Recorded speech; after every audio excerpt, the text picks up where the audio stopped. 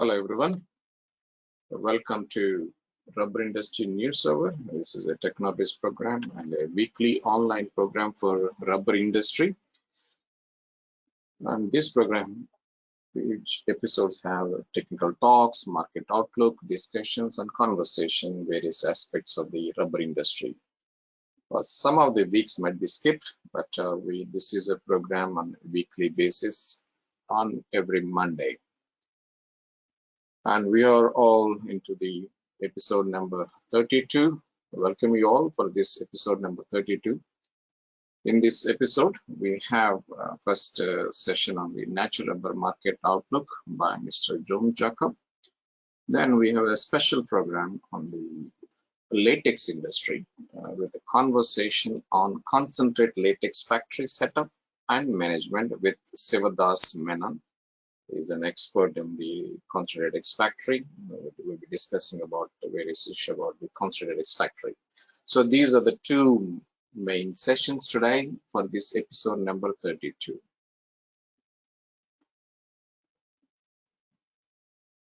Let me introduce briefly about TechnoBiz. This is basically for the people who join for the first time in this episode. For the people who have been joining on a regular basis, it could be the repetition, but please bear with me to introduce about the TechnoBiz. You can always find about more information about TechnoBiz at technobiz.org.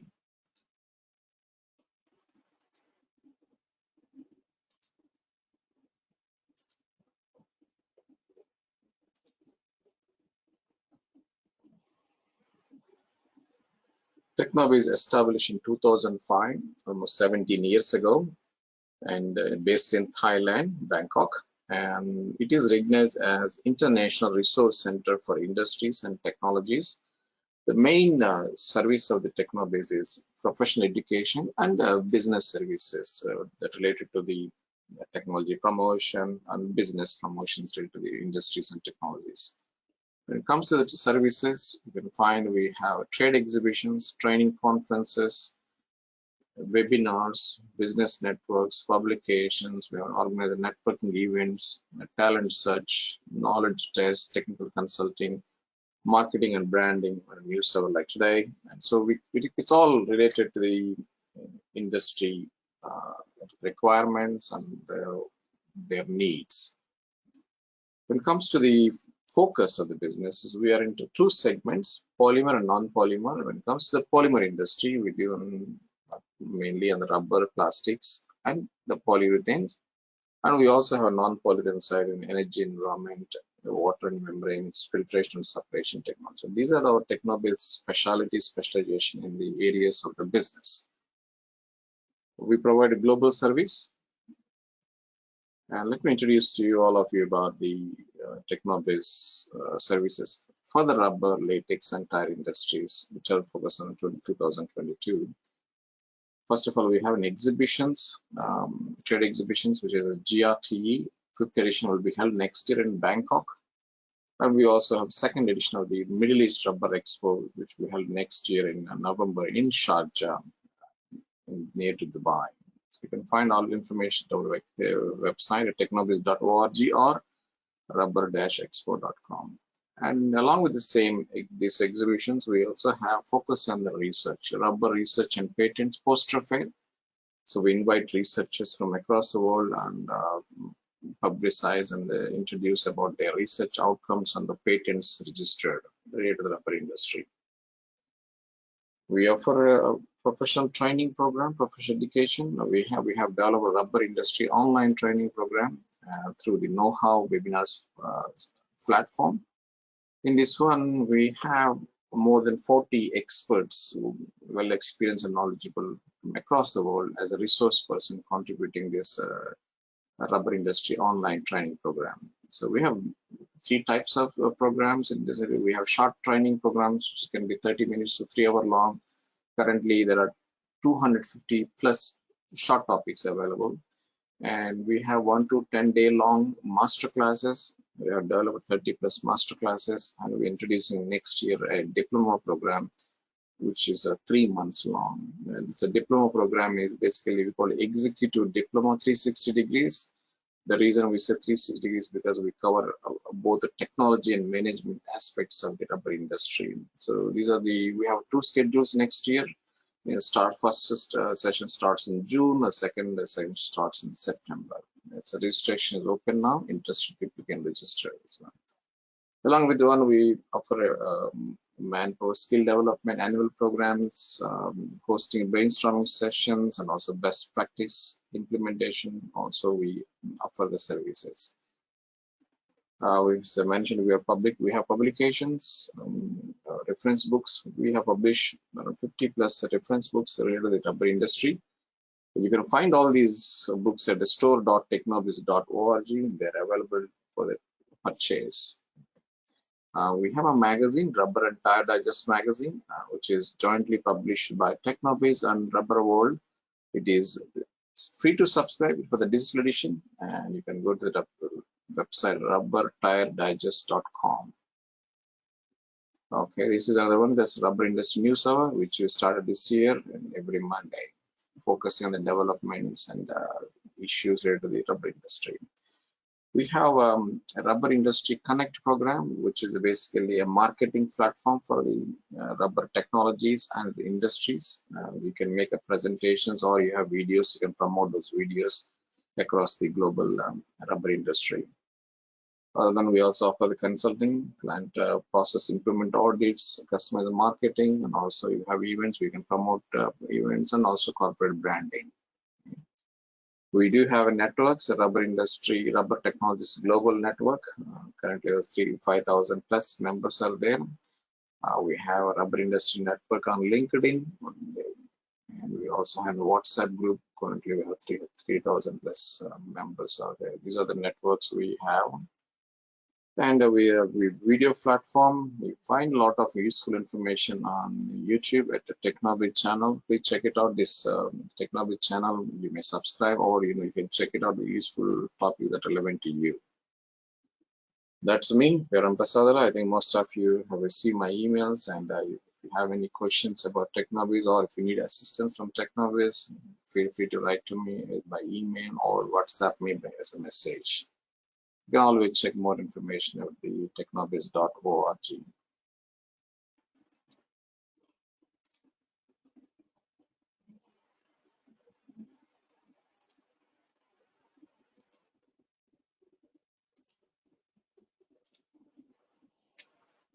Okay, repeat one more time about the rubber industry online training program. Please check our website knowhow-webinars.com for up-to-date information on our online training programs. Okay, let's dive into the first session of today's episode on Natural Rubber Market Outlook by Mr. Jom Jacob. Let me brief you about Mr. Jom Jacob. He's been in the rubber industry for more than 30 years as a global rubber analyst with extensive experience in analyzing rubber market, forecasting industry trends, and formulating long-term policies and development plans for natural rubber sector. He served the Association of Natural Rubber Producing Countries, ANRPC, at Kuala Lumpur as its senior economist for 11 years. And before that, he was with the Rubber Board of India by holding a various position for 23 years. So let's welcome Mr. Jom Jacob to give a report on the natural rubber market outlook.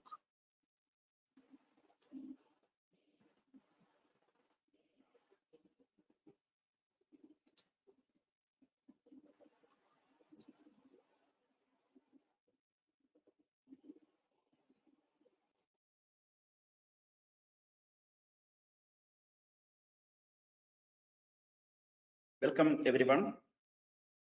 So this is episode number 30 of Natural Rubber Market Outlook. This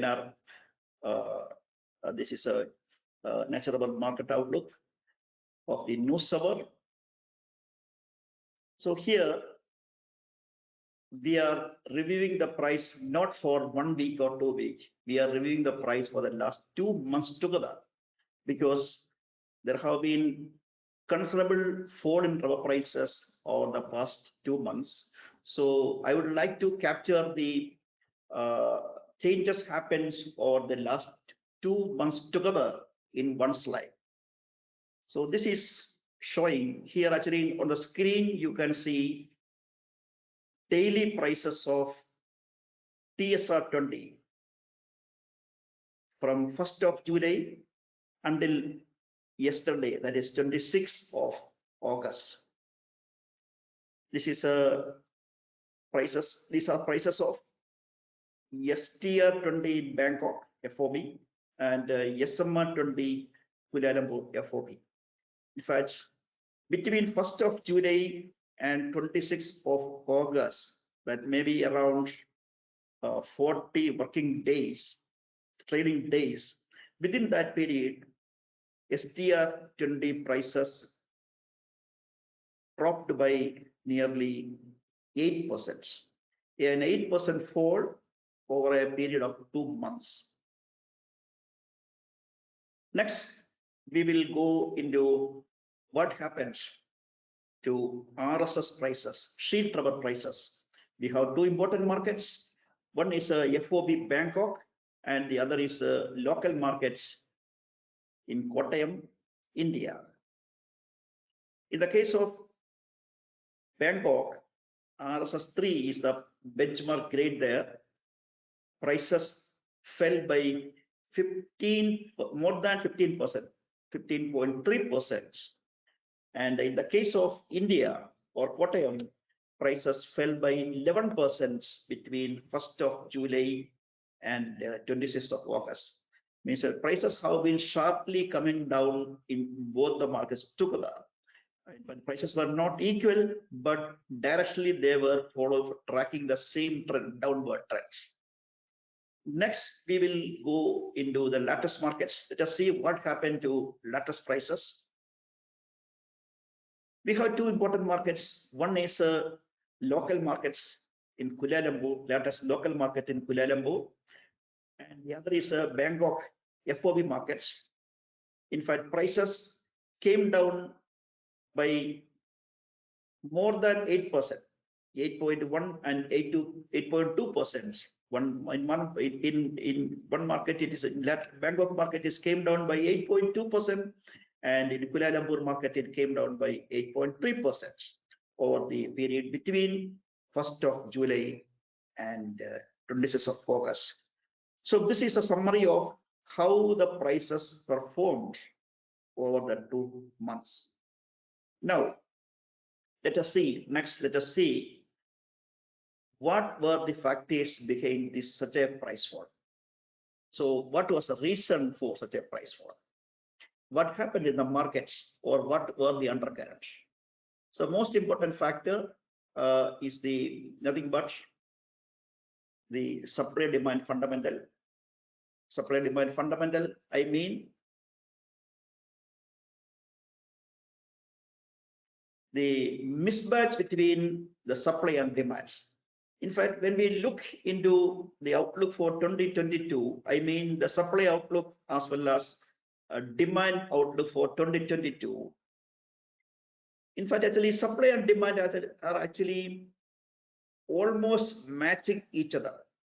In 2022, according to the latest projection, which I have made 2 days ago, world production in 2022 would be 14.6 million tons, and that will be 3.6% above the production in the previous year.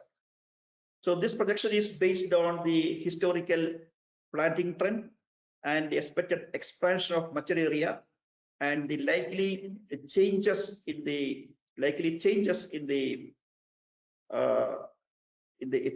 average yield per hectare.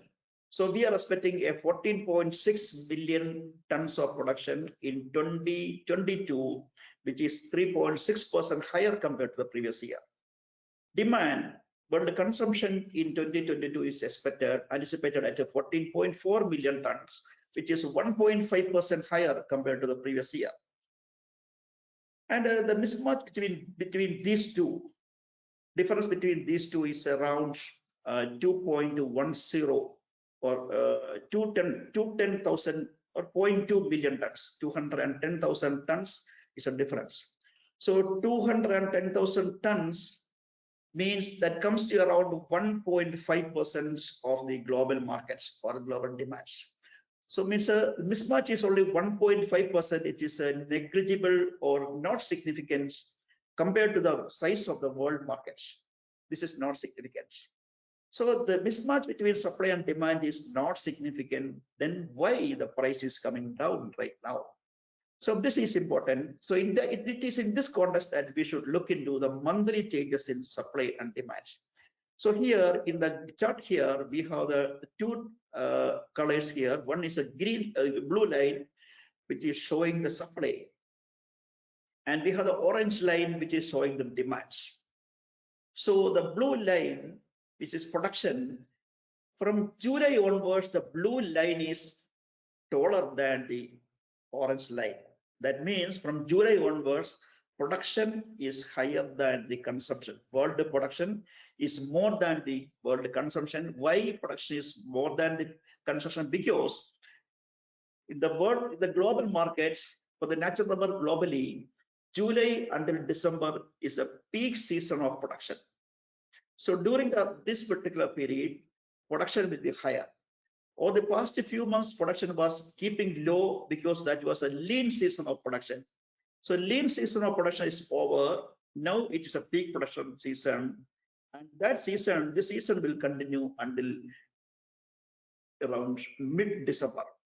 So until December, because of the peak production season, supply will remain more than the consumption, or simply putting it, there will be excess supply in the markets because of the seasonality of the production.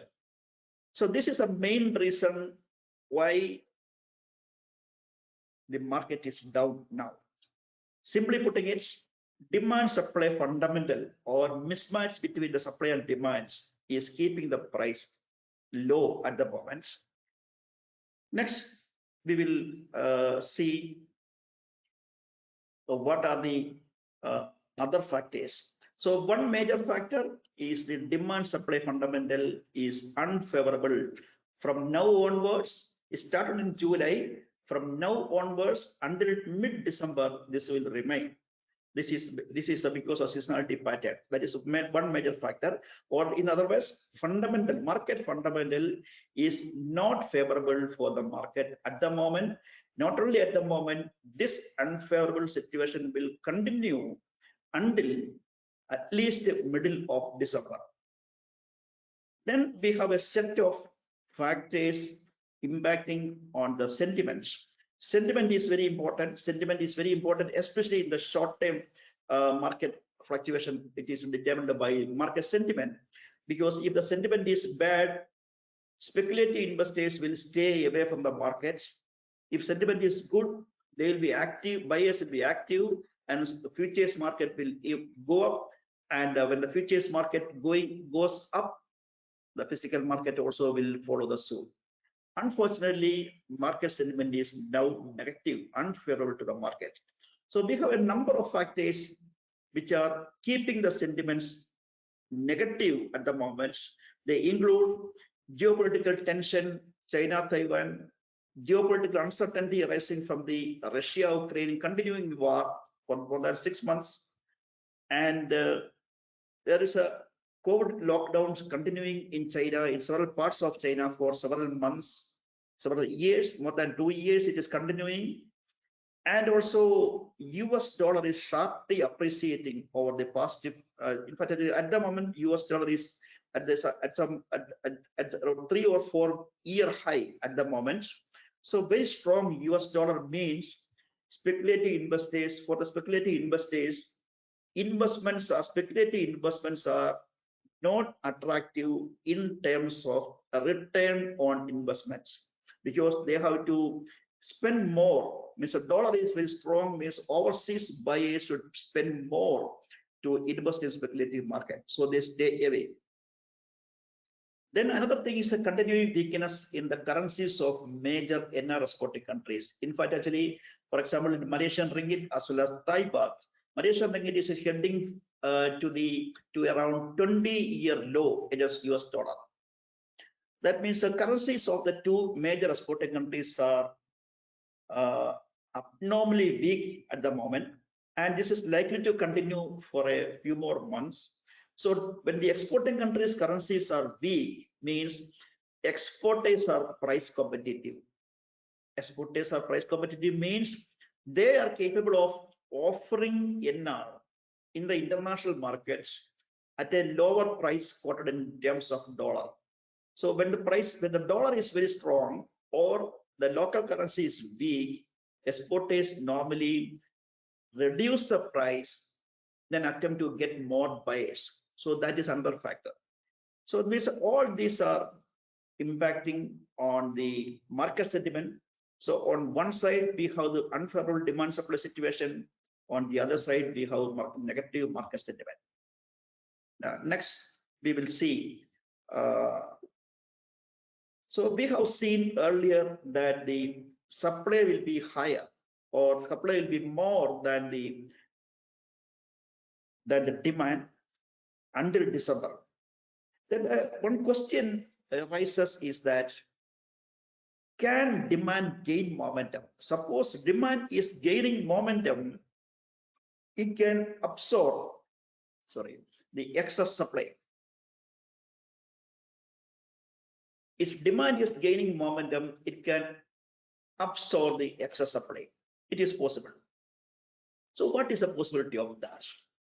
First of all, we should take into account that the demand outlook, I mean the global demand outlook, is increasingly challenged by the recession risk. So we are every day we are seeing central banks in the developed world tightening their policies, hiking their interest rates, and more aggressive rate hikes are in the pipeline. So means the interest rates are going to increase, policies are going to be tightened. That means that there will be more restriction, means there will be more control on the economy, or money supply will be tight in the coming months. For not only for a few months, it may long for more than 1 year, something like that. So this will be impacting on the economic recovery momentum. So there can be recession, or at least there will be economic slowdown. So when there is economy is not growing in the way expected, obviously there will be repercussions on the demand for natural rubber. So that means because of the challenges facing the global economy, demand outlook for natural rubber is weak, and there is no possibility of demand picking up momentum. Demand go further weak because of the further tightening of policies by central banks in the developed world. Then look into China. Of course, in the case of China, there is no policy tightening. China's policy is policy easing. That means reducing interest rate, pumping money into the market. But China is hit by a restriction, COVID-related restriction on one part. And also we are now hearing about the power shortage and power cuts in some of the provinces, especially western provinces, that also impacting some of the business economic activities, including some of the manufacturing activities. And also we should take into account that China's property market, property sector, which is representing nearly 1/4 of the GDP, is badly hit. Property sector. So unless the property sector is coming back to life, it would be difficult for China to boost the economy or bring the economy back to the normal growth track. So we don't expect China's economy to come back to normal growth in the short run. It may take longer time. So we have two important things to look here. One, on one side, developed world policies are tightening, and that will impact on economic recovery momentum. That is one side. So that will have negative implication for the demand outlook. And the other side, we have China. There is no policy tightening. China is easing, policy easing is there, but China has its own different kind of problem. So China is representing 42% of the global demand for natural rubber. So China's economic issues, internal economic issues will have major implications for the demand outlook for natural rubber. Next. So now we are going to sum up. So what happens in over the last 2 months? Last 2 months we have seen prices coming down. Now next question, how long this downtrend will continue? This is a major question. How long this price decline will continue? Then we have to look into what are the causes behind the price decline. If we can say the factors behind the price decline, the current price decline, how long they will continue, then we can predict the prices. So we have pointed out two important factors behind the price fall. One, unfavorable demand supply fundamental. As I mentioned before, supply will remain more than demands until end of December, at least until mid-December. So that then there is no possibility of demand picking up momentum and absorbing the excess supply, because there are several challenges facing the economy and they will have implications for the demand outcome. So possibility of demand strengthening or picking up and absorbing the excess supply is very, very limited. There is not much possibility. So demand supply fundamental will remain unfavorable to rubber prices at least till mid-December. Then the question, how the prices will perform? One answer, prices cannot gain momentum. Then remote possibility, prices can hover around at the present level, but possibility is more for the prices to fall further. But it cannot fall substantially low, because if the prices are falling substantially low, usually farmers will abstain from tapping, and that will bring the supply down. This had happened earlier. So there is more possibility of prices falling a little bit, but substantial fall is unlikely, because farmers will respond in the form of reducing the tapping intensity. Then what about the other factor impacting on the price at the moment? Non-fundamental factors or factors which are affecting the market sentiments. So we have listed zero COVID policy in China. We don't know how China will lift the COVID restriction, uncertain. Anyway, it is likely to continue at least for a few weeks or few months, because we are not anticipating and China abruptly lifting the COVID restriction, or China is doing away with the zero COVID policy. We don't expect. So that policy will remain. That problem will remain. Then the next issue is about China's internal economic issues. China's property sector is badly hit by bankruptcy and so many issues. And the property sector is representing 25% of the country's GDP. And there are actually problems impacting on the problem with the electricity supply, and some of the provinces are hit by overcut. So these issues are remaining. And also there is a China Taiwan issue, Russia Ukraine war. All these are continuing. So these are the factors influencing the investor confidence and market sentiments. At the moment, they are continuing. There is no possibility of they are getting this bad situation getting removed in the short term. That means we have on one side demand supply situation remaining unfavorable until December or mid-December, and on the other side non-fundamental factors or factors influencing the market sentiment remaining there at least in the short term. Or to sum up, prices this until December, maybe mid-December, is going to be a bearish phase for the natural rubber markets. It won't be a substantial fall, but we have to expect prices falling down. That's summer. Thank you very much.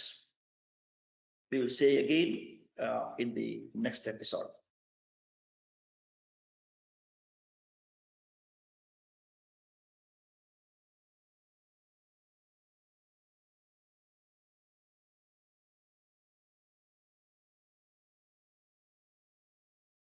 Okay, that's the natural rubber market outlook by Mr. Jim Jacob. Before we move to the next part of this episode, let me introduce some of the upcoming rubber industry events. I do encourage and invite you to participate in these events. The first one is in Malaysia, IRICE, International Rubber Industry Convention and Expo, which will be held next week, 6 to 8 September in Kuala Lumpur at KLCC Convention Center. So I welcome you all to participate this IRICE Expo in Kuala Lumpur. Please do register, go to their website irice.com.my. It's a rubber products exhibition. The same period, we have another event, RubberCon Malaysia. This is basically a conference, and this time the conference is focusing on the new developments in natural rubber. You can check more details about the RubberCon at rubbercon2022.com. It has a good technical program. I encourage you to participate in this RubberCon in Malaysia, which will be held next week. I'll introduce other exhibition event is IRC 2022. This is in India during 24 to 26 November in Bangalore, organized by the Indian Rubber Institute. You can find more information about IRC 2022 at irc2022.com. It has a conference, have an expo, and also a number of workshops related to rubber and tire industries. So I welcome you all to participate. These are the Technobiz events, GRTE next year, 29 to 31st March. And we have a Middle East Rubber Expo, which is going to be 21st to 22nd November. And the same period, we have a Rubber Research and Patents poster fair, along with the exhibitions in Bangkok and in Sharjah. But that's all about these events. I encourage you to participate. Events, when you visit and participate in exhibitions or conferences, you will learn a lot. You're also meeting the experts and also make good connections with the industry professionals. Okay, now move to the other part of this episode, the latex industry conversation.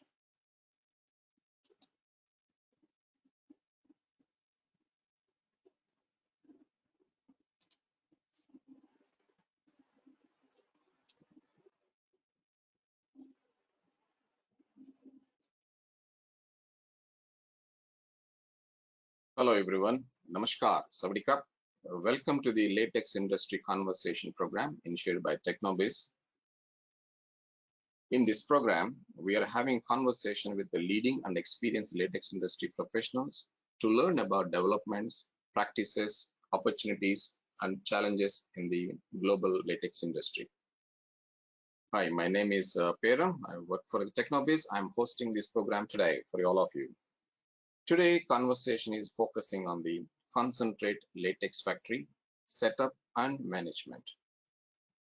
Our invited guest today is Mr. Sivadas Menon. He is a well-experienced latex industry professional with 50 years of experience in the latex industry, particularly with the concentrate latex manufacturing in Malaysia, Thailand, Vietnam, Ivory Coast, and many other countries. He has started his career in 1972, worked in various roles related to the factory operations, quality control, factory setup, and commissioning of concentrate latex factories. We'll have a lively conversation with him on various issues of the concentrate latex factory. So let's get started. Let me invite Mr. Sivadas Menon to come on board, join us in this conversation. Welcome, Mr. Sivadas. How are you today? Good morning. I'm fine. How are you? All good. And thank you for joining us today and for this conversation. The pleasure is mine. Pleasure is mine.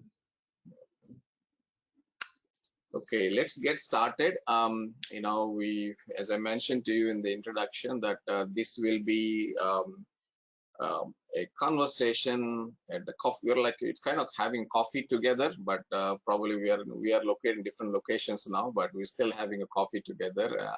That kind of conversation we'll have today. Okay. Yeah. So I'm very happy to have you in this latex industry conversation program. So Pleasure is mine too. Yeah. and you have been starting, I mean, you have been working since 1972. Yes. Okay. And I have not born yet at the time. Okay. So, very long journey. So can you talk about, your, how you entered the latex industry, how is your experience so far? Where did you work, Can you talk about briefly about it? Yeah. Okay. I am basically a Malaysian-born citizen. But I did my education in India, Kerala. I did my BSc degree in chemistry from Kerala University, and I came back to Malaysia, joined Guthrie Research, because it was a vast research center owned by Guthrie's. So there were about 70 over scientists working there for various kind of operations. I was put into the dry rubber section laboratory. So we had about 5 rubber factories, at that time, and we were all the samples prepared were sent to our laboratory. We will do the testings and certification, and any problems arising from the properties, we will assist the factories to solve the problems. That's how I got involved in the rubber industry. So working there for about 5 years, I was transferred to latex testing department. There also we used to control all the process controls, properties, quality control, all those things in the factories. So we would start from the field, field hygiene, how they preserve the latex, how they ammoniate the latex until it reaches the factory. Then from the factory we monitor all those things and we will solve the problems for them. If there is any problems with the VFA, normally it's a VFA problem for the latex. So are the latex adequately preserved and all those things. These are my background. After working with the Guthrie's for almost until about 30 years, I retired and I joined a company called TT Latex. They had about 4 factories in Thailand, one in Vietnam, one in Indonesia, and one in Indonesia. So we were basically auditing all those factories, process controls, chemicals, addition, and all those type of things, and all the complaints from the customers we used to address. I was based in Malaysia. We'll travel to Thailand once a month. We spend about few days there auditing all those things, and they'll come back and we submit our reports. So this was my basic thing. After retiring from there, I worked there until 2016. Then they closed down the factories due to some reasons. Then I became a freelance consultant. I have been to Ivory Coast, Ghana, Burma, and Sri Lanka. So my expertise was useful in certain places. And I also set up a factory in Ghana recently for golden latex. They have produced some good latex, and the properties looks very good. So I'm proud of them. So that is my history. Super. So you in Thailand, Malaysia, Indonesia, Vietnam, now Ivory Coast, Ghana. Oh man, you are in Asian, all the major latex producing countries. So in your experience, which places latex factories are operated well? Now mostly in Thailand. Yeah. Okay. They're better managed. You mean better managed? Yeah. Yeah. Yeah. Yeah. Okay. I think the process controls and all they almost took from Malaysia. Most of the things they are doing, and they had improved on that. So they could. The only problem with the latex in Thailand was the high magnesium levels. So you need to add diammonium phosphate, which will contribute to certain properties. Otherwise, it's fine. So can you talk about your consulting services? What kind of consulting services you offer from the latex factory? You help the factories to, whole turnkey project, or can you talk about your consulting services? Yeah, first we will give them the drawings of the factories, and the drawing of the factories, latex factory, skin factory, and ponds, effluent ponds. So, so from there we'll start, and then the selection of the separators. We have alpha level, Westphalia, and Westlake. So they will choose which are the missions suitable for them, because of the financial these things, Westphalia is the most expensive missions. Next comes the alpha level, and third is the Westlake. Okay, we talk about this in details in the future, in the later on.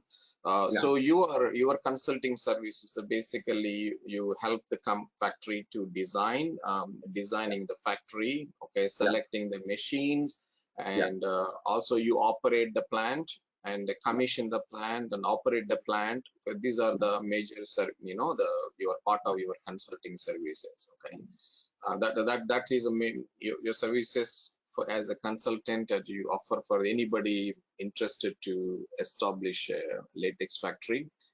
So they can contact you. Okay, nothing to worry. You have designs of complete layout, and then choosing the machines based on the kind of owner's interest of budget and long-term vision, and then operate the plant and pass on the plan to the training the people. I think he's also, you are involved in the training, right? Yeah. Yes. Yeah, you do the sort of training. Yeah.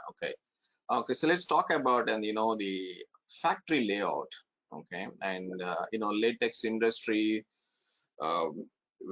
we're talking about concentrated latex industry. People, you collect from the latex from the farmers or middlemen, who come to the factory. So in your experience, what is the best way to lay out the factory? You have a fresh latex ponds, then centrifuge room, and then skim area, and then storage tank. That is the main components, right? Yeah. So can you talk about your experience on the layout issues? Yeah. Okay. First, what we will do is we will see how much latex they are receiving every day. Okay. So based on that, we will recommend how many separators you require. From there, we will draw the layout for the factory. So if we said 120 tons, then we will work out how many separators you need and all those things. From there, we will start. That is our starting point. And how far is the field from the factory? All that counts. Very important. Very important. So first we will ask them, where is the factory, where is the field, where is the source coming from. We might make a visit there or ask them to draw up a plan for us where the latex is, and then we'll go into it. So how to receive the latex in the field, what are the controls we require, and those things. Those are the things we tell them.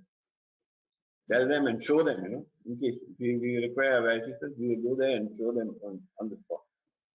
Yeah, and it's also important about how much land available for the factory. Yeah, so this is important, right? Yeah, that is important. And then based on that one, the way when you talk about the layout, the fresh ponds on the higher level, okay, centrifuge in the lower level, so that you have the gravity flow. Yeah, can you talk about that one? Yeah.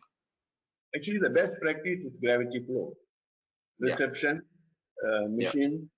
Yeah. Then for your loading area, So in that way, we save a lot of electricity, pumping losses, and all those things. Yeah. So the gravity flow is the best.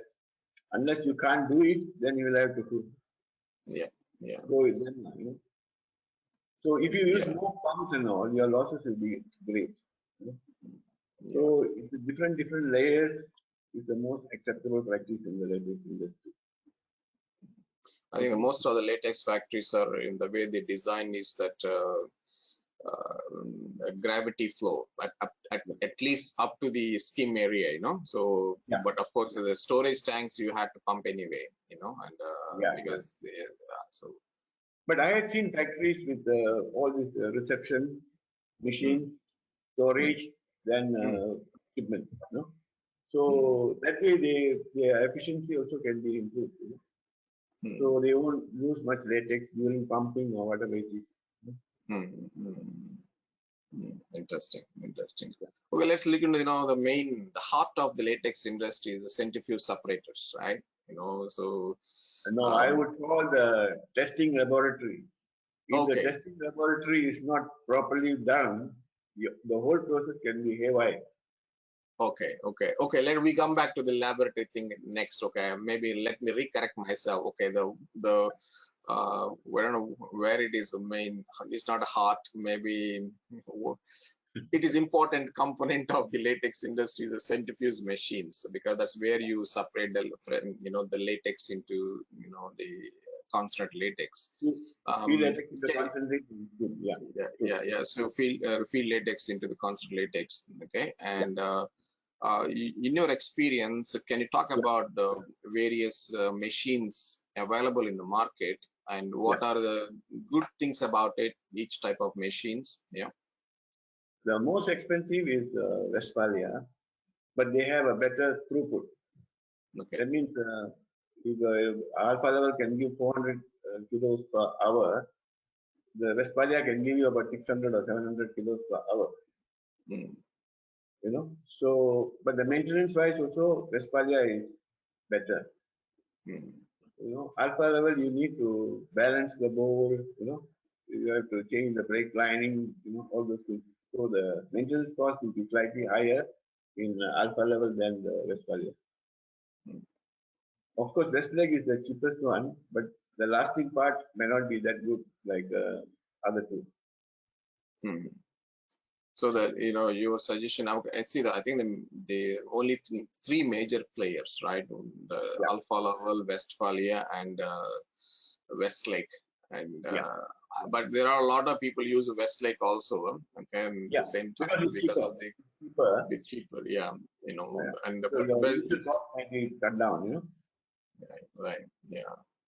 So, so you have a lot of people think that concentrated latex means factory means a 60% DRC latex, right? That is what it is. Yeah. I think there are more than that. So can you talk about how many types of constant latex we can make? You have a double centrifuge. You have various types. How many types of latex we can produce? Yeah. Okay. One is the high ammonia that is widely accepted. And there are some companies who accept low ammonia latex. Then we have nitrosamine latex and DC latex, DC double centrifuge latex. Yeah. So these are the main things we produce. Then we used to produce LAPCP latex. There's a pentachlorophenol preserved latex, which can give a higher mechanical stability. But now the pentachlorophenol is not acceptable in the market, so we can't produce that latex anymore. And let's talk about this HA latex or high ammonia latex and low ammonia latex. Where is which supplier, which buyers buy this one? Who use this high ammonia latex? It's depending on your customer's requirement. Certain people they don't want too much ammonia in the latex. They buy low ammonia. Like in Malaysia, they used to use for the household gloves and all. They produce from low ammonia latex. And most of the other glove factories are producing high ammonia latex. So we normally produce about 80 to 90% high ammonia latex, and the balance only about 10% for the customers who need it. And where do this double centrifuge? How do they, how this double centrifuge work? So first you get 60%, you centrifuge again, or what? What it is like? We dilute it to about 40% again, and then we centrifuge it. So the good thing is the non-rubber will be below 1. Your KOH BFA value will be much better. It's much purer latex. Much purer latex. And where do they use this double centrifuge latex? Who needs it? Latex thread and all these places. Oh, latex red people, elastics, and yeah. So And yeah. one more way we used to produce in Guthrie's was microtex latex.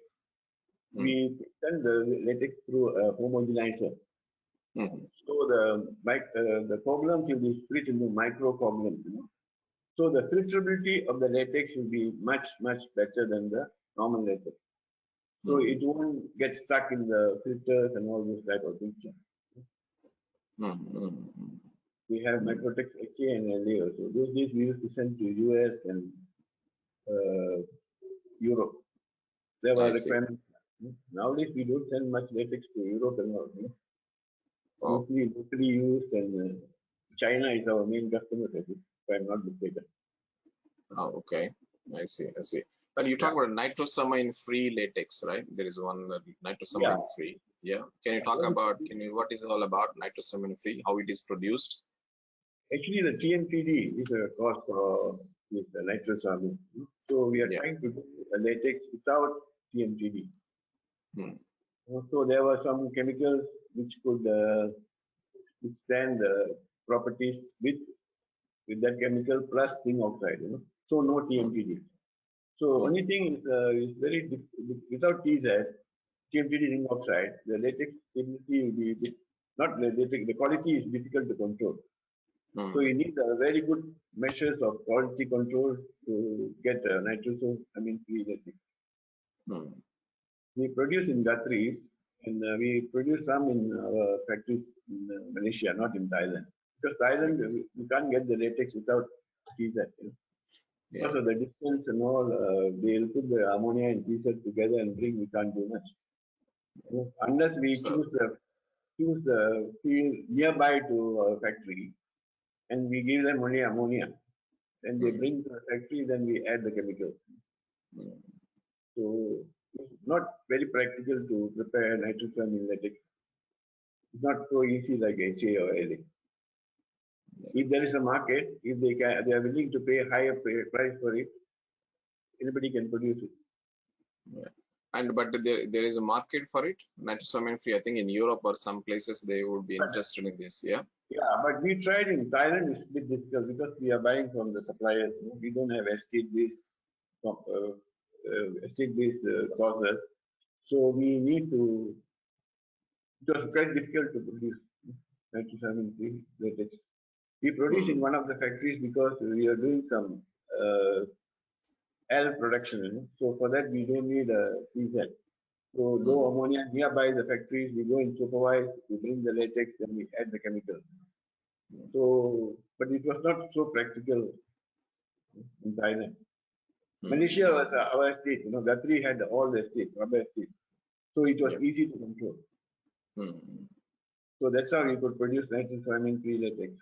We produce quite a lot of nitrosamine free latex for MAPA in France and all these things. So it's not available at the moment now, I think, if I'm not mistaken. Okay, let's go into the little bit into the field latex tanks.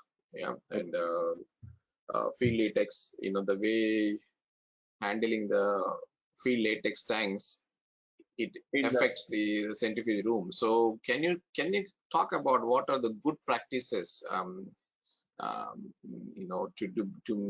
to implement in the field latex tanks? Okay, we start from the field. Field itself, you must have a very clean tank. Yeah. The hygiene is very important. If the tank is not clean, if whatever latex you pour is gone, your quality cannot be met. So what we do is we ensure the churns, buckets, all these are clean before we accept the latex. So before the trappers latex come into the tank, we do a sampling for DRC test. Based on that only we pay the farmers. So then once the latex all transferred to the tank, we take another sample or we pass it to a tanker and bring it to the factory. So from each tanker we do a test. We do a DRC test, VFA, and TZ, how much TZ they added, this all we can be found. So based on that, we will accept the latex or reject the latex. We have certain parameters to be. The VFA cannot be more than 0.47. The VFA and the DRC also cannot be less than 25. These are the things we look into it before receiving the latex. Once it But reaches, yeah. okay, you can ask me. But you're talking about the cleanliness of the tank. Before you put the feed latex into the tank, you mentioned that the tanks must be very clean.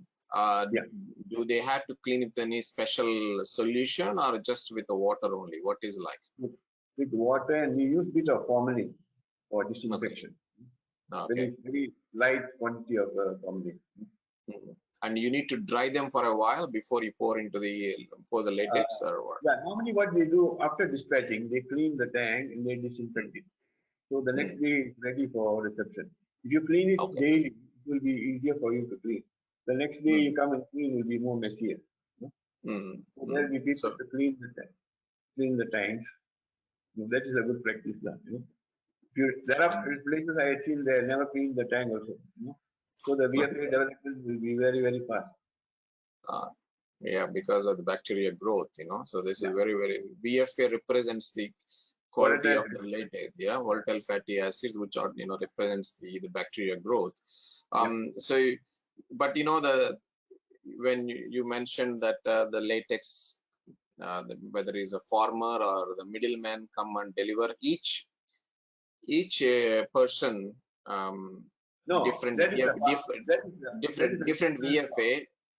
different VFA, different DRC, you mix together, okay? And I think you also add some chemicals to keep the uniformity of the VFA. Is it in the tank itself? We normally put some ammonia solution and tease it together. Okay, again, you put again in the farmers also add some in their tanks also, but it also here this is very important that so you stir it for some time. How long you have to stir it to uniform the DRC? Usually how many hours because you need to settle down the sludge, right? The sludge has to settle down in the field. You are talking about the field latex tank, is it? Right, yes. Tank. Normally, after addition of the chemicals, 12 hours minimum. Okay, so for the sludge to settle, And there should be a desludging process method also in the tank, So the sludge won't come up when you go for processing. I think the outlets must keep the outlets, some kind of filter higher, and the filters also, so that there is no sludge particles go into the centrifuge machine. Otherwise, it affect the centrifuge machine. Because centrifuge also separate the sludge again. So you cannot. Actually, what happens is the diammonium phosphate will react with the magnesium and settle the sludge. So the magnesium levels, from the magnesium levels, you know whether the sludge has been removed or not. So we check a magnesium level at different stages. When you receive how much was the magnesium, after the DAP addition and 12 hours, what is the magnesium level? From there, we know the sludge has been removed from the latex. But latex, there is no consistency, right? Day to day change, and also the season to season change. So how to manage, when it comes to the. When we test the magnesium levels, we know how much diammonium phosphate to add. So depending on the magnesium levels, various dosages of DAP will be added for the settlement. The settlement is around 12 hours minimum. If you do it earlier, there will be no sludge. So that this is very important, is that make sure that you measure the magnesium content and add accordingly the DAP, and so that, and make sure that you give a sufficient time to settle down the sludge generated in the field latex tanks. So these are the very important practices, so that you produce good quality latex, and also less trouble in the centrifuge machines. Yeah, Yes, yeah. yes. There'll be less choking. Less choking. Choking. Yeah, yeah. You know, so let's look into, okay, now we talked about field latex. The latex is ready. Now the field latex is going into the centrifuge machines. Yeah. So what are the things that you need to be, in operating the centrifuge machines? What are the things to be concerned? Yeah. Okay, depending on the latex you have, you can choose your feed nozzles and skim screws.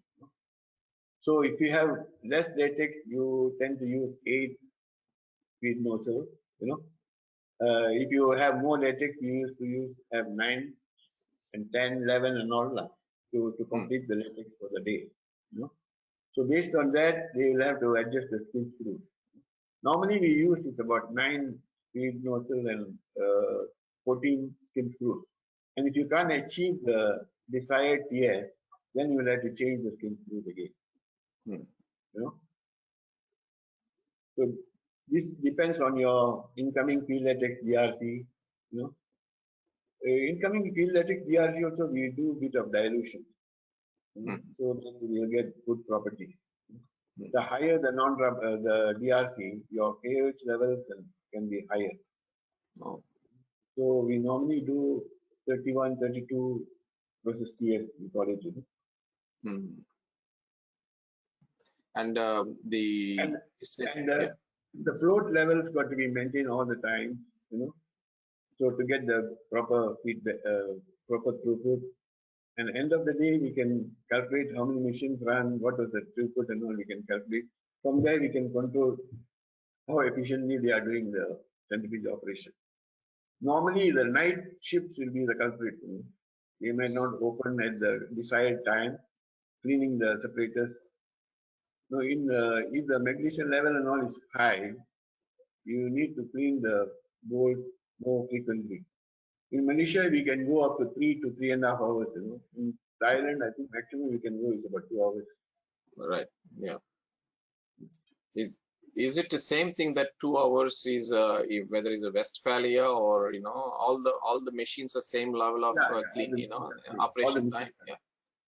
Okay. But maybe Westphalia is slightly more than the alpha level. Maybe you can go about 2.5 hours to 2.5 hours maybe. In Thailand, I noticed 1.5 hours to 1 hour 45 minutes start clogging already.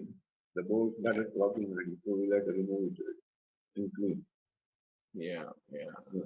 In a day's operation, you get only about 19.5 hours operation because of the cleaning cycles and all that.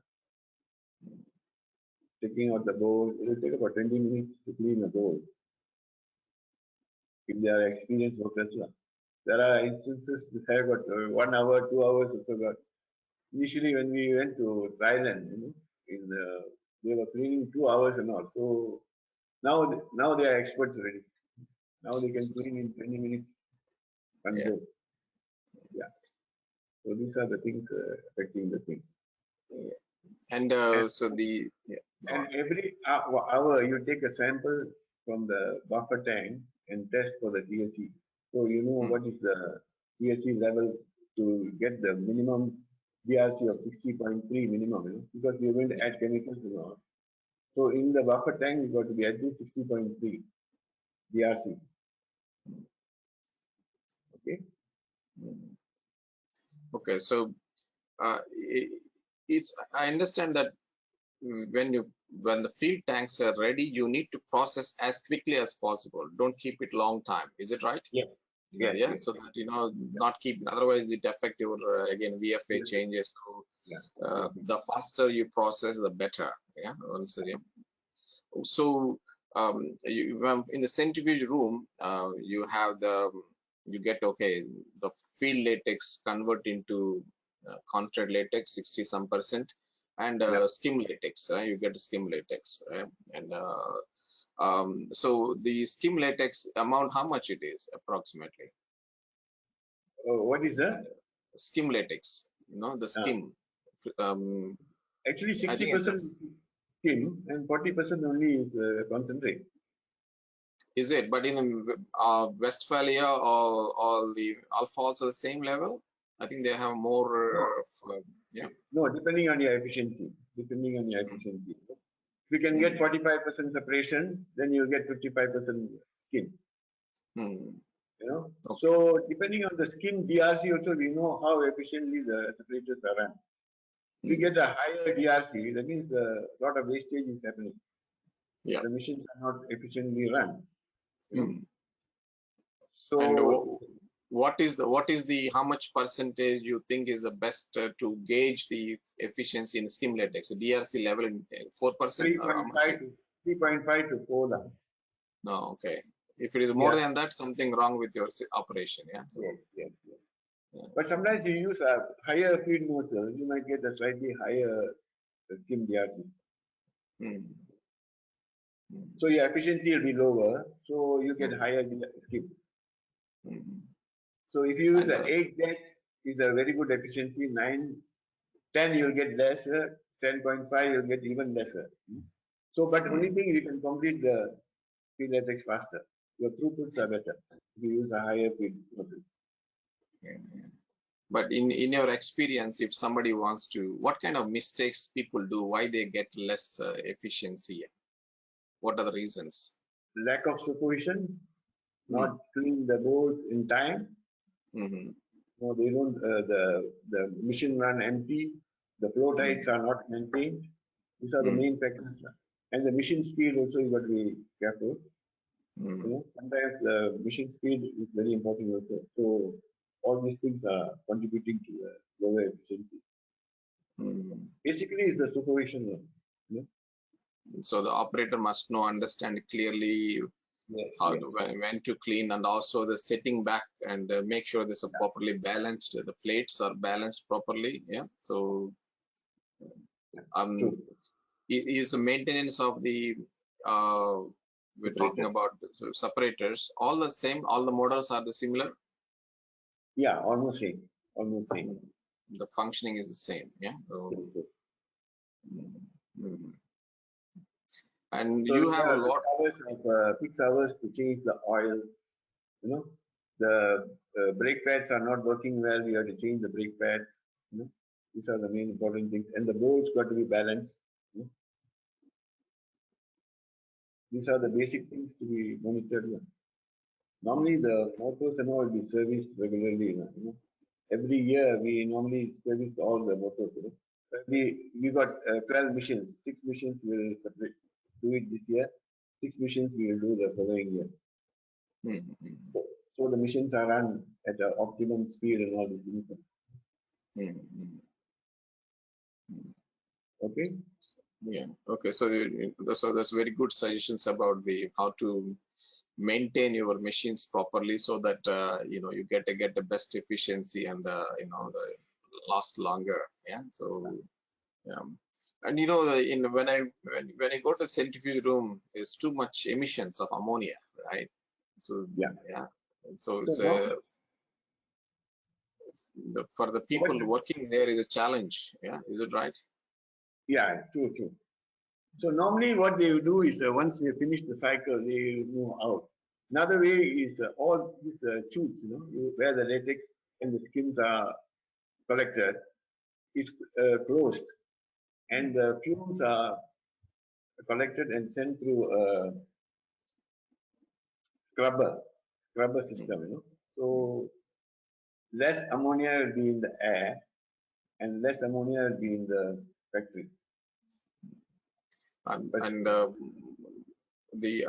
think the room, most of the centrifuge rooms are very what it's called, tall roofs, so that more air can flow easily, right? So the higher the better. Higher the better. Yeah. And also very important, because you have to make sure that your chutes, because ammonia is very corrosive, right? And we use stainless steel chutes. So stainless, and also easy to clean as well if there is any sludge in there, and also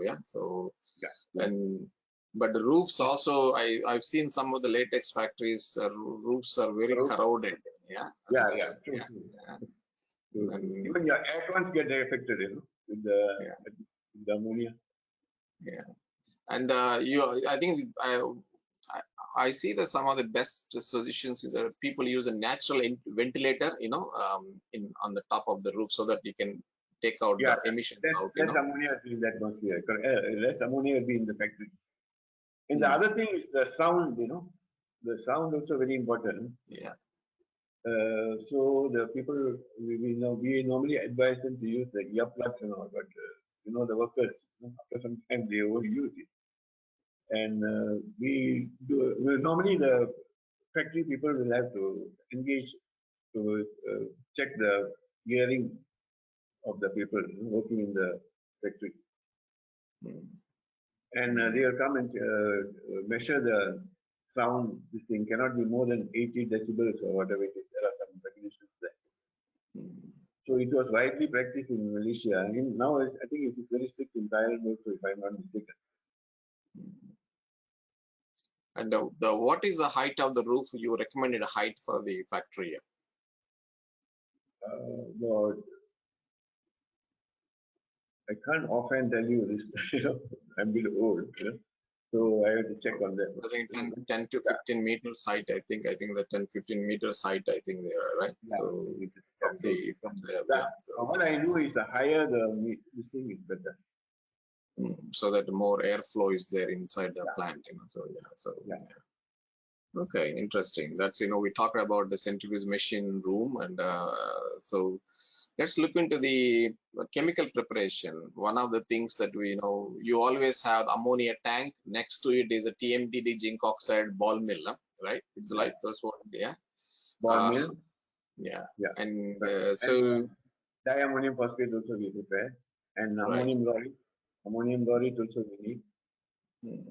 So what are the good practices to preparing the good emulsion, the properly mixed? Yeah. How do we know? What we do? Okay, we take it for TMDD zinc oxide.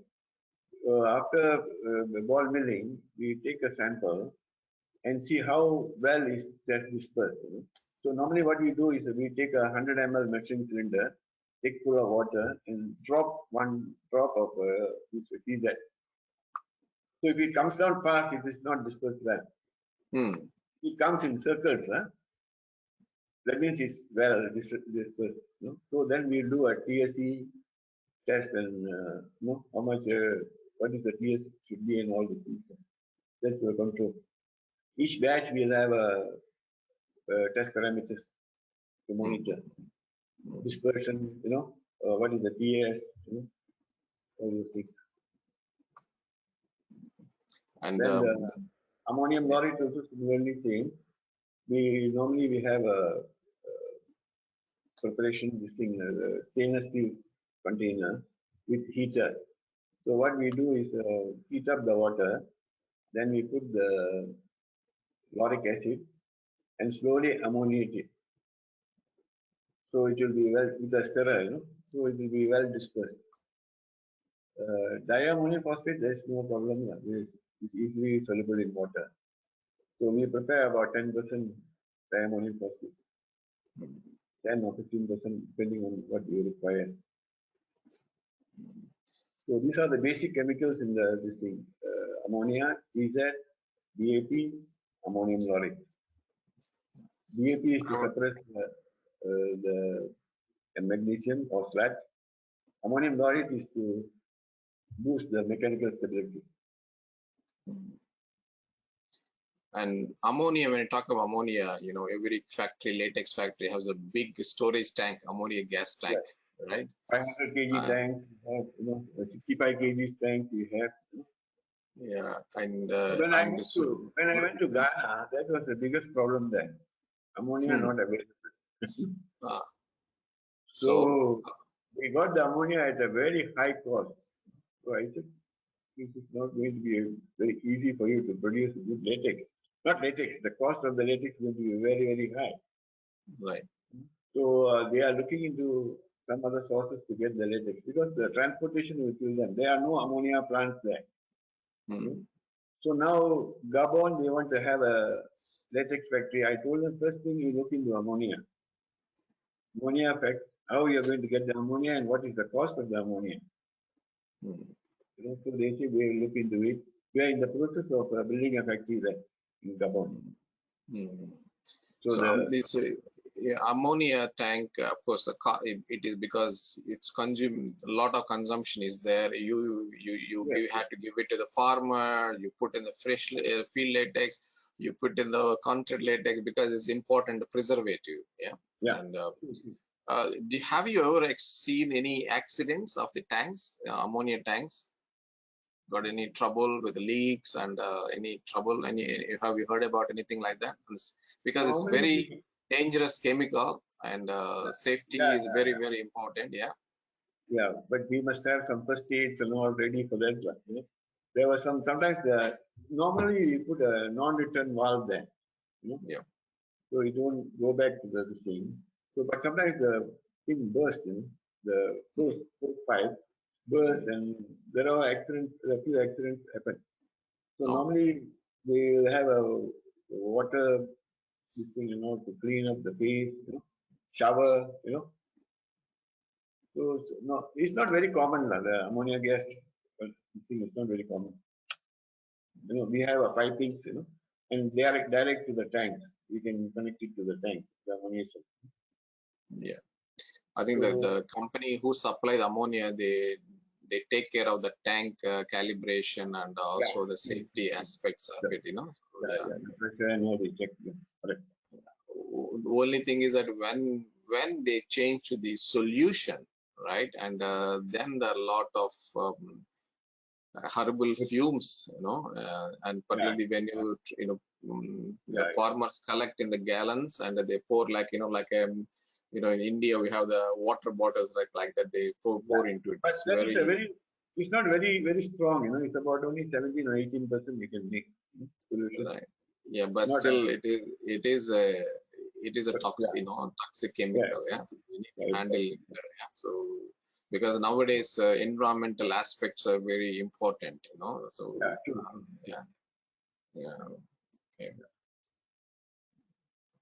okay. So let's look into our skim latex. You know, we get like if you operate well, you mentioned that the 3.5% to 4% of the DRC dry rubber content.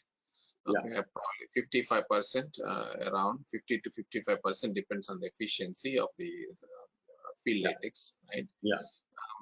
So in your experience, you have seen in different countries, what is the best way to recover as much skim rubber from out of the skim latex? We normally coagulate the latex, the skim latex with the sulfuric acid. Because cheap. That is the recovery. You know, normally skim latex we do a deammoniation process or spillway. There are two ways of getting rid of the ammonia. The lower the ammonia, you use less acid. Right. This acid also can be problem with the effluent. It produces a lot of hydrogen sulfide gas. That, you know, so the best way is to reduce the acid usage. So the ammonia first of all, you need to get rid of the ammonia content in the skim latex out. And the skim latex also you cannot keep it too long. Also, you know, your foul smell will come in. So the faster you do the coagulation is better. But if you with the high ammonia you use a lot of acid, that will give problem with and the acid cost also not cheap. You know? So the total if you receive 100% P latex, 100 kg latex, 89% should be concentrate, about 7 to 8% should be for skim. Then the balance should be the wastewater, sludge and all those things. So we normally in the factories we calculate how much is your efficiency, how much skim you produce, and all those things. You got to be at least 98.5% total recovery. But you still get some rubber goes into the effluent also because you cannot totally recover. But there are so many filters and all, but still there will be escape.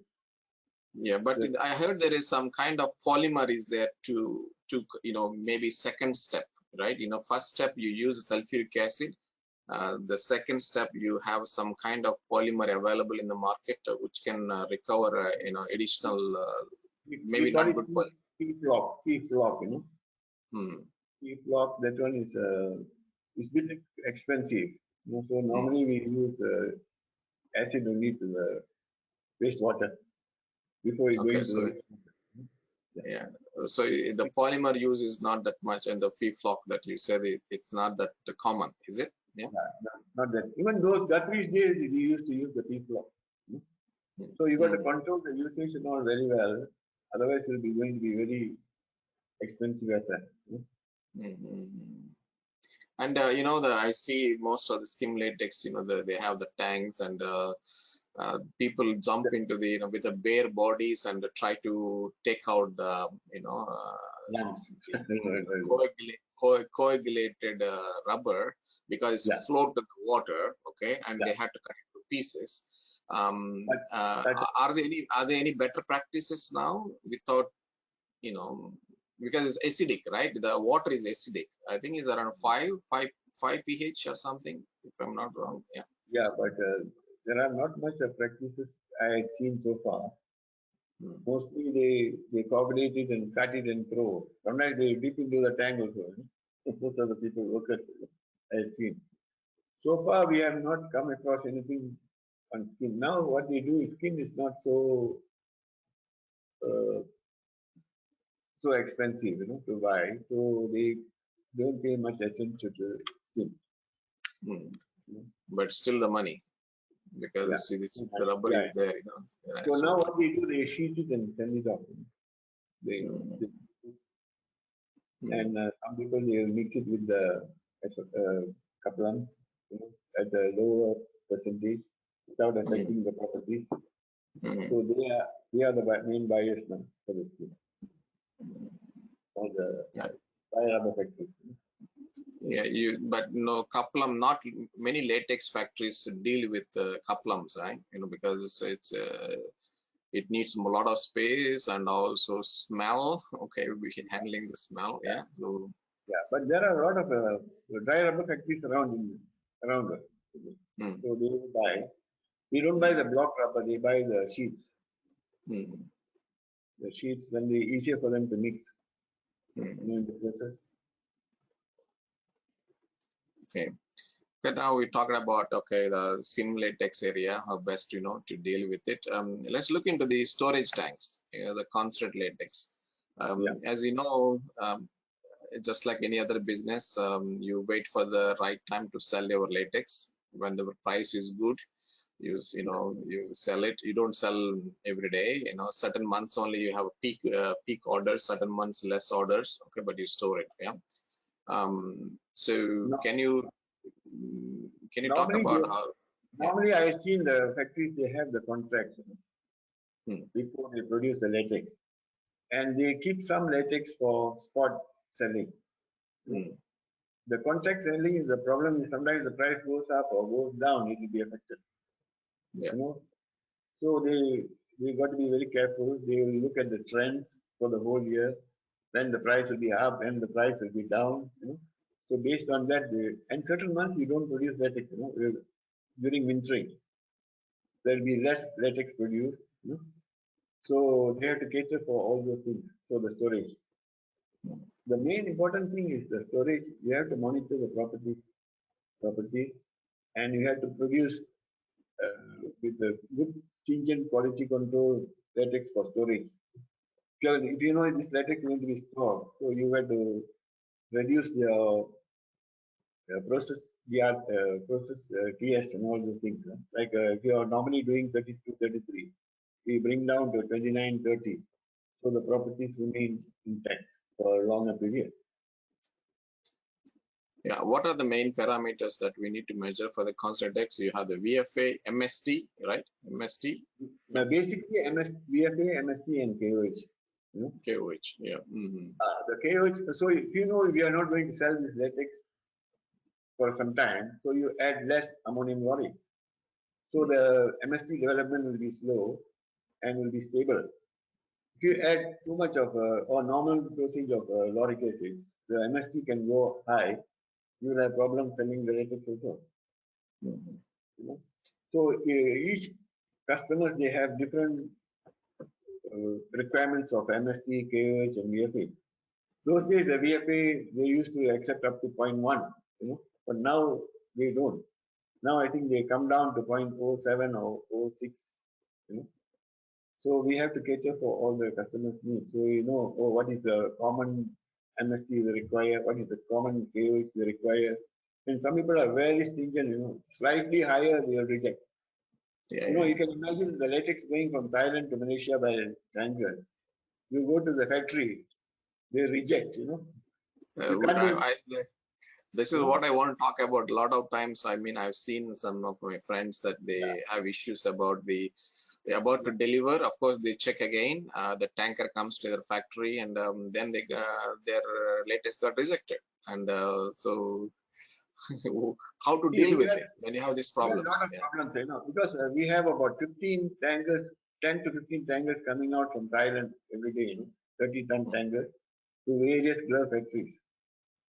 So, so, so that factory, we have no problem because one factory reject, we can send it to another factory. But those people got not many customers in Malaysia or wherever it is.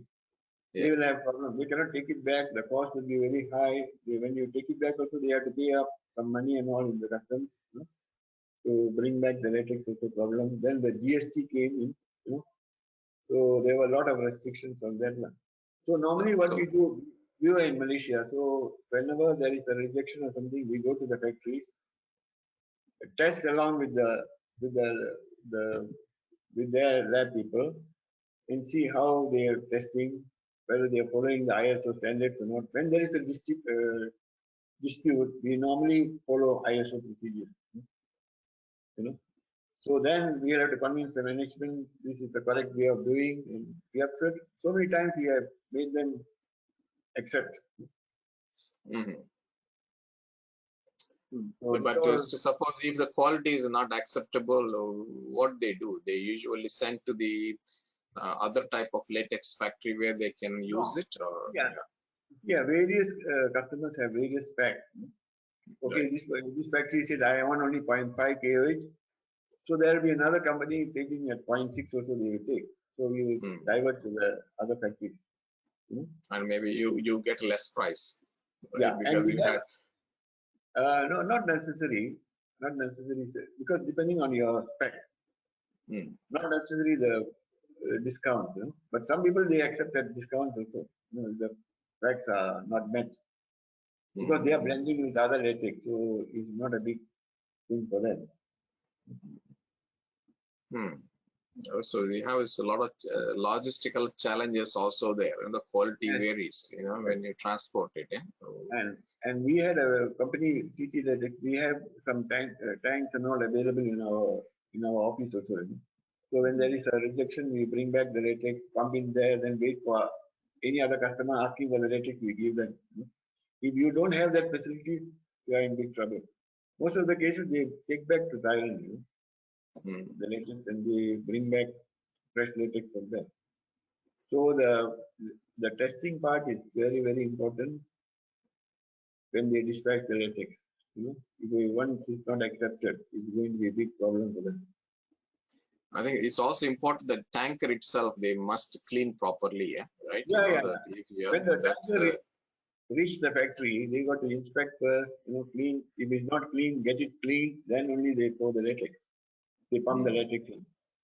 mm. And what are the reasons that why the quality changes? Because they did not put as proper ammonia, or why when sometimes the factory at when the manufacturer latex factory, when before they dispatch, every property is fine in under control, but it changes over the time. Probably maybe another 10 hours or 12, depends on the length of the distance. Okay, but the change, why? What makes Yeah. them to the quality changes? Of course, we'll talk about the testing method. That's all right, but sometimes the quality changes so drastically. Yeah. Okay. What would it be? Okay, I'll tell you something. If the tank is about 30 tons capacity and you send Mm. about 25 tons, the Mm. movement of the latex is small. It Mm. could destabilize the latex, And another thing is how long it's going to be under sun, Oh. These are the factors which could affect the latex life. One is the cleanliness of the tank. One is the capacity of the tank. The third is the weather. Mm. Sometimes So it you, get delayed in the process, delayed in the process, not the process, on the way. Sometimes the tankers break down, customs clearance become more tedious, too long. I had seen the tankers waiting 2 kilometers, sometimes in the border. yeah, true. So these are the things could affect the properties. Mm. So And if it is moves a lot, the mechanical stability can be reduced. Because of the weather, the vehicle can develop faster. These are the things we notice. Mostly they have on the DRC testing. They say the minimum is 60. Sometimes they come to 59.9, 59.8 and all. no. So that could be the testing error. Mm. Mm.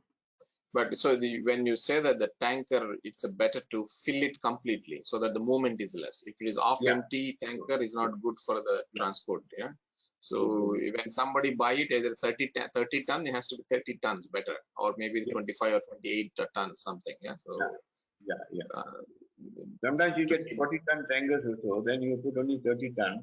So definitely there will be more movements of the latex, which can affect the stability. More lumps can form. These type of things can happen. Mhm. So And once nowadays they have these bags, right? There is a certain, not just a tanker, but they have a bags. What do you flexi call bag, those? Flexi flexi bag, bags. Yeah, yeah, yeah. Are they that using a won't lot? be a problem. Flexi bags normally is overseas, mostly to China, not Okay. local. Okay, Mm, flexi bags you won't have problem because there's less movement, mm. Okay. So for the exports, they use a flexi bag a lot. Yeah, flexi bag, drums. Drums. Drums also is still, so it's no problem. But only thing you cannot keep it under sunlight. You cannot be exposed to sunlight. And also those drums you have to clean on correct properly again. There's so many Yes. drums, right? So Yeah. sometimes some latex factory you see the whole bunch, the whole warehouses with all the drums. Yeah. No, if it's kept under shade, it's okay. And cannot keep it too long also. There is a lump. There's a formation of lumps will be formed. So you got to stir it properly before you can use it. There are so many ways of stirring the drums by rolling, using a mechanical stirrer. But in the tanker also they have any stirrer, no stirrer, right? In the tank, Stirrer. well, just no stirrer. Yeah. So because When you you don't reach want movement. they manually stir it. Some people Manually. they stir it for a while, some people they stir it too long. Yeah. And what we do is when we are dispatching at regular intervals, we take samples and then blend it so you get a uniform property. Interesting. Okay. Let's look a little bit at energy issues. I think energy bill also significant, right? Because every centrifuge machine use a motor is there, and everywhere there are mixers or stirrers. Yeah. What are the ways where the latex factories spend a lot of money in the energy, okay, electricity, or so how to manage it? One is the gravity flow. Yeah. Gravity flow, so you save on electricity. Others, you can't save much on the pumping. If it is not on gravity flow, you have to use the pumps. And the effluent ponds and all, you have to use aerators and all these things to meet the parameters. So there's not much you can do, other than the only thing is the gravity. But if you have a roofs, you can go to solar panel or something. You have it. Definitely, that is the latest development. Right. Solar panels, you can save current on that. Yeah, Now even that houses are having solar panels. yeah. So electricity cost is quite high everywhere. Now in Malaysia or Thailand or even India, I found that the cost is very high. So I see the airport in Cochin fully run by solar energy. Mm, The first in the world, it seems. yeah. Okay. And the pumps, right? One, it's not like our pumps pumping the latex, pumping water is a different thing. Okay, because you have a lot of viscous, the solids are there. What kind of pumps are good for pumping a latex? Monopumps, monopumps are good. Yeah. Diaphragm pumps also use there, is it? Yeah. Diaphragm, you get choked very fast. Hmm. Okay. Monopumps are bad. Uh, and you must have a filter before it goes to the pump, before pumping. So the less chokages. So the pumps usually, we use the pumps usually from the um, concentrate latex, collection point to the tanks usually. Yeah, I think that's where they use. And I see sometimes there are a lot of clogging and they have to clean up on a regular basis. Yeah. So depending on the stability of the latex as well, if the latex is too fresh, when you pump, you'll get a lot of lumps. Hmm. That's why whenever you want to pump or you want to send the latex out, your mechanical stability got to be minimum 300, so you get less blockages and choking. If it's a fresh latex, you pump, will be more choking happen because the stability is only about 80 or 90 beginning. As the days goes by, it will increase. Yeah. So these are the things we have to look And into. it comes to the sludge. Okay, Yeah. I see a lot of sludge develop in the field latex tanks. Do you see the sludge also in the constant latex tanks also? Yeah. Any sludge? Yeah. We see. So we Not need much, to see. not so much like field latex, but the Of course. concentrated has right. We normally do a sludge test also in the concentrate. More problem and the sludge test is part of the testing parameters. And so much sludge it develops in the how to deal with the sludge, where to dispose it of. Okay, What are the idea? This sludge is very high protein and nitrogen content, which can be used as a manure for plants. Yeah. In those days, what we do, we collect all the sludge from the factories, we dry it up, then we powder it and pack into 25 kg bags and send it to the estates. So they use it as a manure. Oh. Are they still using that way because the sludge same amount is pretty? Yeah. Now I am not sure because in Malaysia there is not many rubber factories around, and it's estate-based factories. So normally they don't charge anything for the sludge. They give back to the estates. So they use it as a manure for the rubber and oil pump. Normally oil pump. Okay. So this way you can make it as a manure, this sludge. It's a lot of sludge every day. Yeah. So yeah. At least 1% of the sludge will be there in the field latex. Right. It depends on the factory size. I see it's so. So And when I suggested to my new boss, they said, "Oh, there will be still rubber in it." I don't want to do it. yeah, actually there is some rubber still stick into the sludge. You cannot be totally, sludge only. That is also one problem to disposal problem. No, if you spread it and then remove the rubber manually, you can recover quite a lot of rubber also from there. Sludge is embedded, so when you spread it, you could easily take out the rubber. Because already coagulated, so that's interesting. Dried up, not coagulated, dried up. Oh, it's dried up. Yes, right. That's correct. It dried up. Yeah. So you can take it out and clean up and use it back, or it's a low grade rubber. Even I know that in the field latex tank, they had to peel out all the rubber from the walls. You know, Yeah. they try to clean totally, Yeah.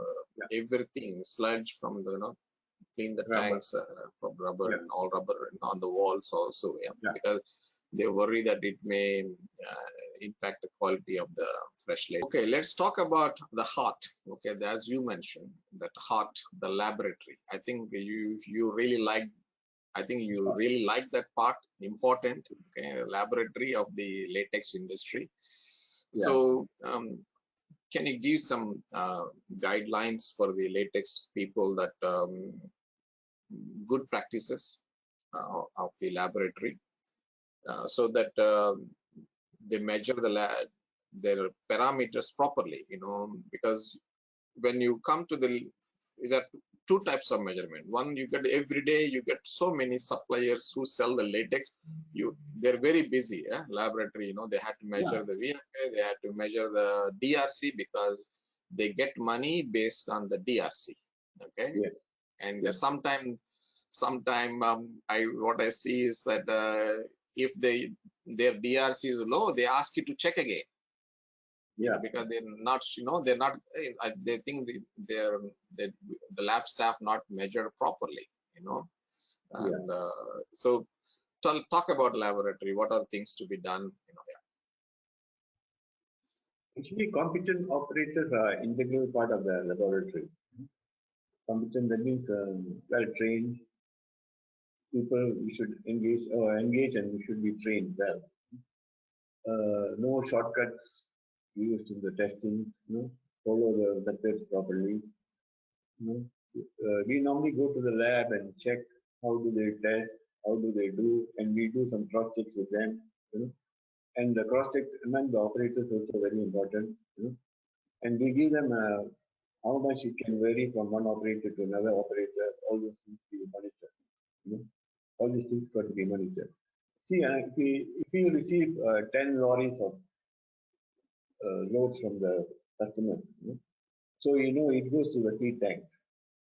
So what we do, we know all the lorries DRCs, and we have to take a sample from the feed tank, test the DRC. So the KGDR should match. If it is lower or higher, then you have problem. So what we normally do is we summarize the whole thing from the day's crop and went into the thing, went into the feed tank. We take a sample from there. We reconcile both, so we know if we have any losses or anything. That will tell you the DRC problems, DRC testing errors. If the DRC is not tested properly, you are going to have big problem with your efficiency. If you declare more than what you receive, like what you said, if I spend more than what I earn, well, you're going to be in trouble. Yeah. So this DRC is a very important test, and the VFA also. VFA of each lorries and the feed tanks. Feed tanks after settling, you check again. Every 2 hours, you check the VFAs of the feed tank. So you know roughly whether the properties are maintained properly or not. And then these are the main things in the thing. And the TSC of the concentrate produced, we have to check also every hour. So you know whether you're making the latex according to the specifications. If the DRC becomes very low, then you will have big problem to compensate the DRC. So higher is okay, the lower will be a problem. So these are the main things to look forward to. Then normally once we do the storage tank, we monitor the properties one day. What we do is a total solid, dry rubber content, ammonia, MST, KOH, DFA, and magnesium level. Magnesium level only we check only first day or second. Then we check on the 10th day, 20th day, 30th day, up to two months. Normally up to 6 months, 2 months. We monitor the properties and we can judge from there how well is our process controls are working, whether they meet the parameters of the customers, Sometimes you can vary the dosage of the chemicals to suit the customer's needs. These are the more important. So all the properties we are testing in the laboratory is very, very important. This can send to the customer and reject or accept is up to the lab. The lab tests it wrongly or everything is wrong from the beginning till the end. Did I answer your question? Yeah, so it's a you hit the point correctly that if I totally agree now that the laboratory is the heart of the latex industry, because if you do the wrong testing, you lose the money, okay, and also that you get more complaint from the client, rejections, that more trouble. So the lab is the heart of the latex industry. Is there any, usually in the DRC take a longer time to measure? Are there any new test methods shorten the things? DRC nowadays? Actually, in Thailand, within 1 hour you can get the DRC result. They have a creeper, They have a creeper. You can dry in 1 hour. Malaysia in last 4 years we didn't have a creeper. What we used to do, roll and dry it at 70 degrees for the whole day, 12 hours. Next day only you get the DRC. I think Malaysia, they are still practicing. There is not many rollers I had seen in practice. So I used to advise them to get the creepers, so it will be easier for them to monitor the DRC. I mean, shorten the time, the measurement time. Times, very difficult for us to test the DRC because we cannot get it in 1 or 2 hours. It may take a day, but they practice here. So basically, we follow the TSC method. TSC minus DRC, you got a non-rubber. From there, we calculate. But sometimes it's not very accurate. So they say 59.8. How are you going to prove that it's 59.60? So even we do with them, we cannot prove that there's a 60 because it's the next day or the following day only the results will be out. So that is a big problem. So the creepers in the factories in the Thailand is very helpful. They could get the DRC the same day. All the lorries, the tanks, everything they can get it in the same day. Yeah, they wait for the DRC result. Then only they can tell to the purchasing, the accounting people that okay, next morning they have to pay the money already. Next day right, that's right. Or maybe the weekly ones, or it depends on the company. Some companies they pay daily basis. Some company. In Thailand, I see the next day before 12 o'clock you have to pay them. Otherwise, they won't send the Latex. Yes. So you can check and balance. How much you receive, how much how much they send, how much you receive. So you know whether you over declare, under declare, your DRC testing is correct or not. You can check. That is the most important thing in a rubber factory because if you over declare, you are gone. The efficiency will be very badly affected. If you receive 100 and you only show 80 or 90, you're losing money. And the sampling makes a difference, right? You have to take correct sampling, because I don't think the DRC is uniform whole tank, or whether it is so. No, you see, in a lorry there will be 2 or 3 manholes. It is a big lorry, so they have to stir so many times. There is a standard operating procedure in each factory. There's ISO factory. They have a standard operating procedure. Each tank is stir for 10 or 15 times. Then they draw samples from 3 manholes. Then they mix it. So you get a uniform sample. And they take the average of the DRC, right? 3 samples and they put... No, not average. They blend it and then do a DRC duplicate. Oh, okay. And samples they keep it for in case of a dispute. Okay. Yeah. So each lorry they take 2 or 3 samples and keep. One sample they test for VFA and other properties, one for DRC, one for storage. Because when you open the testing for ammonia and all, the ammonia can escape, so they keep another sample for that. So normally they take 3 samples from the lorry tankers. Okay, let's look at this a little bit of water. I think they use a lot of water for cleaning, right? What are the best practices to manage the water? some places they have difficult to get a water, right? Some of the latex factories. So what are your suggestions about managing the water in the factory? So you must have separate meters for latex factories, skin factories, or dry rubber factories. From there, you know how much water you use per month. Then how much rubber you produce. So you must set a target. Okay, for latex, you got to use about 6 meter cube per ton. For Kaplam, about 20. For Skim, about 25 to 30 meter cube per ton. So if you monitor that closely, the water usage can be controlled. So you need to audit the water amounts, how much you're using for each section.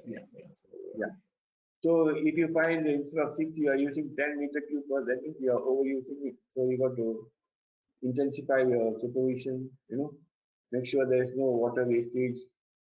Sometimes they open the pipe, they never close. It will be running. And so I think they should use the high pressure pump, the guns to clean, rather than just open pipes and just flow the, because the every time you run the machines, you always some spills, and you need to keep on cleaning it, and because that is a rubber again, that one go to the skim again, on the floor. You have the collection, cleaning, washing water, right? Washing water. Right. So then you had then also you want to collect that rubber from it. Okay, so the amount, if you use more water, again you need to more acid there, more wastewater, more trouble. So it is important to use the high pressure guns to clean the floors. So, that is a basic thing. That's a basic thing. You don't use normal water. So for cleaning the bowls also you can use the showers type of things. So it'll be easier for them to use. So that's why how you control the water is because you check what is your production, how much water you use. From there you set a target for them. If anything more than that, there's the answer.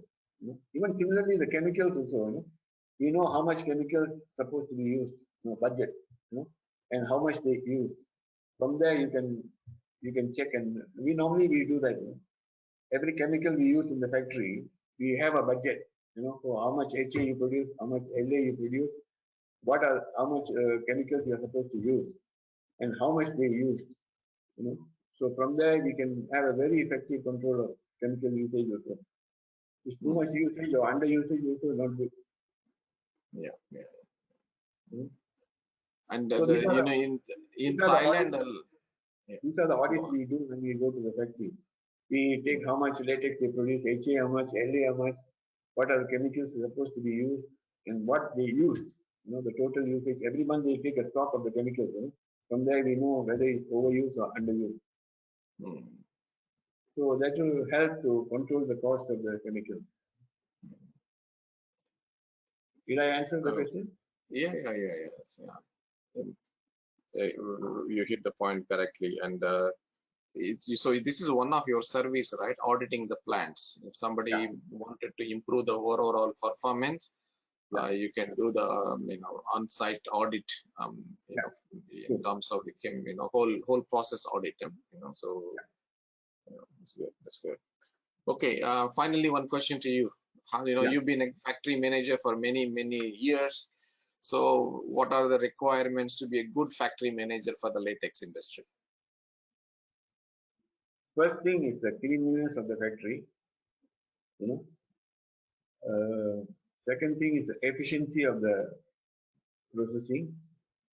And you can even calculate the man management, how many man hours you took to produce 1 ton, you can calculate how much latex you produced, how many workers you used. From there you can calculate the man days per ton, So then the chemical usage, labor control, staff utilization, all these things are very important.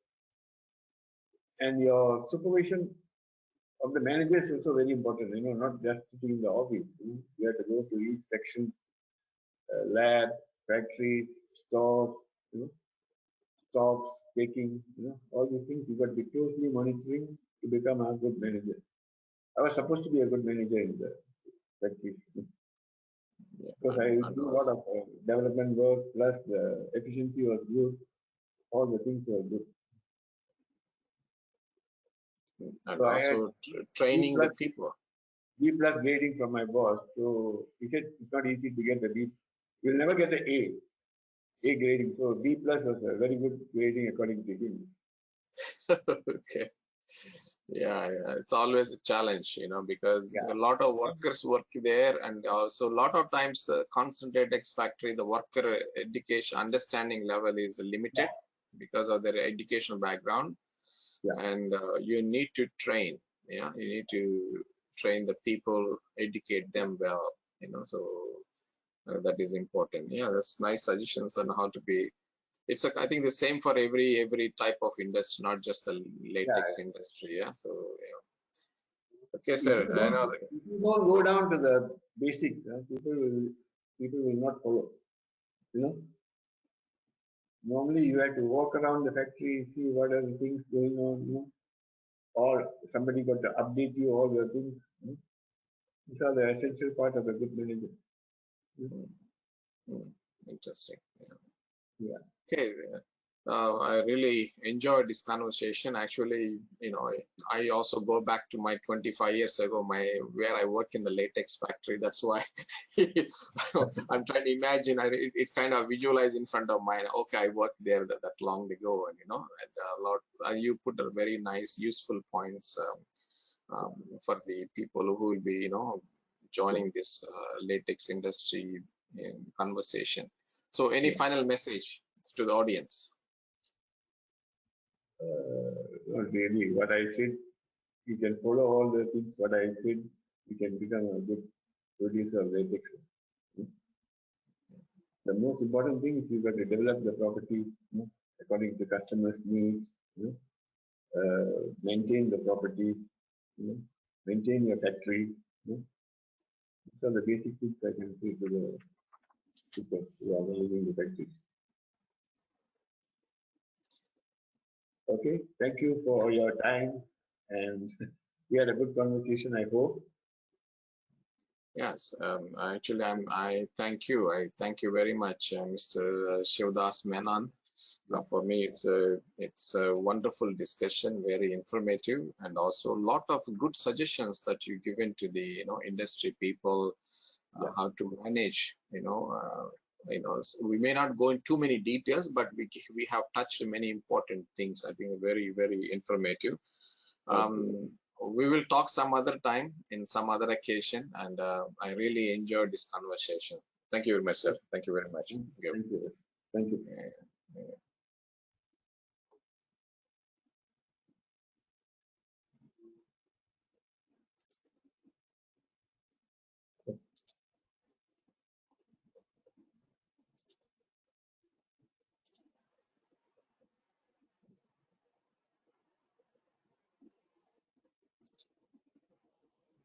Okay, that's the conversation with Mr. Shivadas Menon. We have discussed about the concentrated latex setup and management. I'm really hoping that all of you find this session useful and informative. Hope you learn some of the practices you talked about and use it in your factory or in your work in practices. Thank you all for joining this session.